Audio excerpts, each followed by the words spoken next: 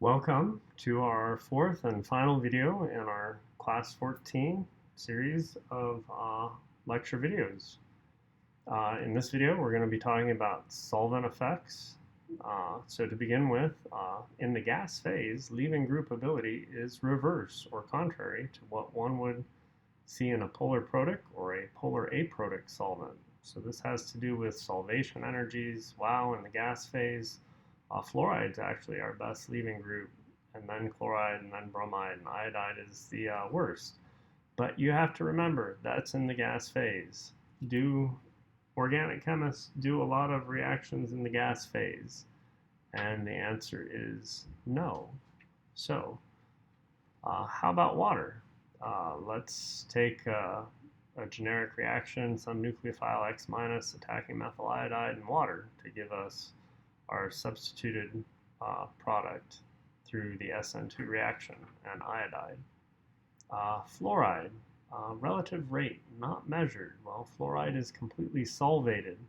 What do I mean by that? It means water molecules are associating with the fluoride anion. It's a weak base, and fluorine can participate in hydrogen bonding, so it's very difficult for the fluoride to clear those hydrogen bonding interactions with our polar protic solvent in order to be free enough to attack the carbon in terms of having its lone pair charge exposed. How about chloride? Chloride is not a weak base. It's the conjugate base of a strong acid. We'll set that relative rate to 1. Bromide, 14 times faster than chloride. Iodide, 160 times faster than chloride. So this means your iodide molecule is not as well solvated as your bromide or your chloride.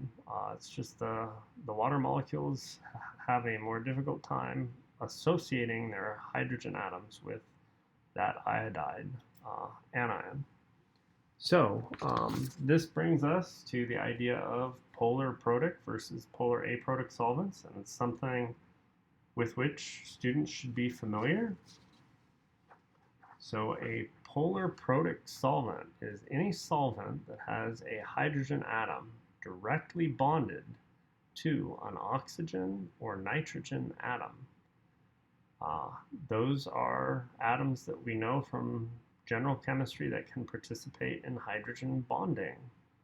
So if you have a solvent that can participate in hydrogen bonding in terms of being a hydrogen bond donor or acceptor, we've got to be able to recognize it. So here we've got polar protic solvents that have both, the ability to donate hydrogens in this hydrogen bonding scheme and accept them. And so they have hydrogens directly bonded to an oxygen or a nitrogen. Of course, fluorine is the other atom that can participate in hydrogen bonding, but chemists generally don't use hydrogen fluoride as a solvent. In fact, it's a gas, unless it's, comes as a solution in water. What other solvents are typical? Well, here we've got methyl formamide. So that nitrogen is directly bonded to a hydrogen. This is a polar protic solvent. These solvents generally have high energies of solvations. They form, strong interactions with our nucleophiles that have to be broken up before the nucleophiles can attack our electrophiles in the SN2 reaction mechanism. So they kind of make that SN2 reaction mechanism go a little slower. Compared to what? Well, compared to polar aprotic solvents. So that's a solvent composed of polar molecules. That means we have atoms that, differ in electronegativities. So we're forming polar bonds. But they lack what? A hydrogen atom bonded directly to an oxygen or nitrogen atom. So these sorts of solvents include things like acetone or dimethyl formamide or dimethyl sulfoxide. This is a very polar aprotic solvent.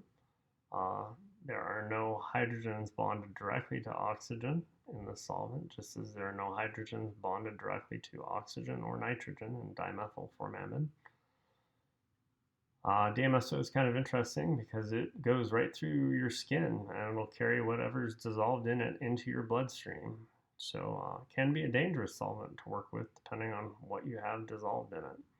So important things to be mindful of, water, your alcohols, methanol, ethanol, isopropyl alcohols. Those are polar protic solvents, things that have carboxylic acid. Sometimes we use acetic acid. That's a polar protic solvent. Methylformamide, we've got a hydrogen directly bonded to a nitrogen. That's a polar protic solvent. These polar aprotic solvents are different.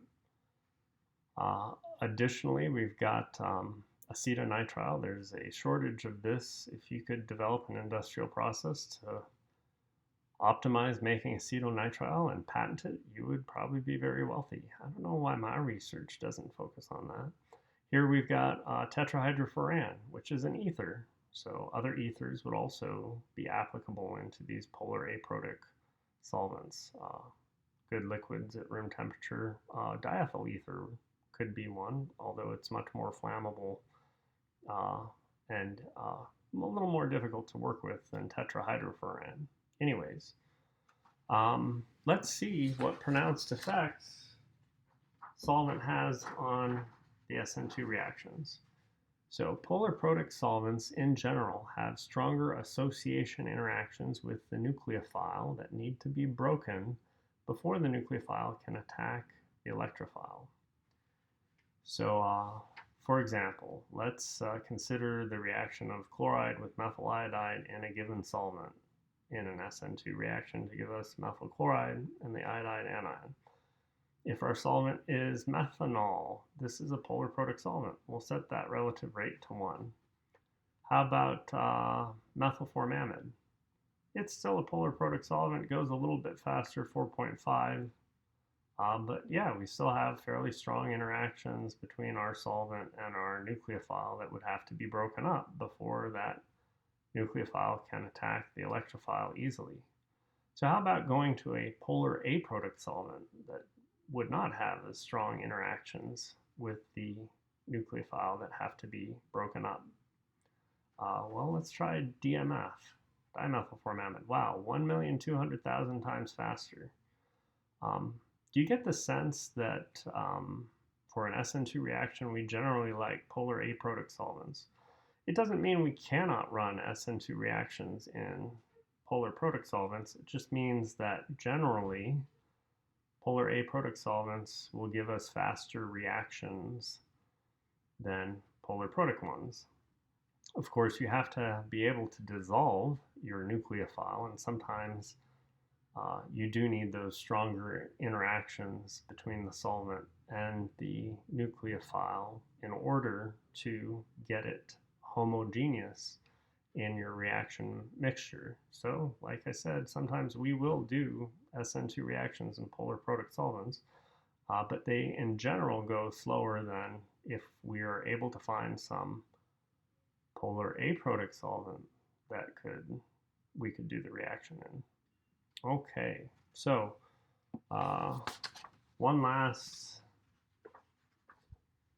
set of relative rates. Here we've got some sort of nucleophile attacking methyl bromide and water.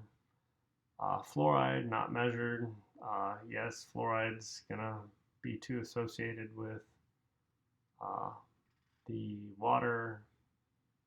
Chlorides goes at a relative rate of 11, bromide relative rate of 5, iodide relative rate of 1.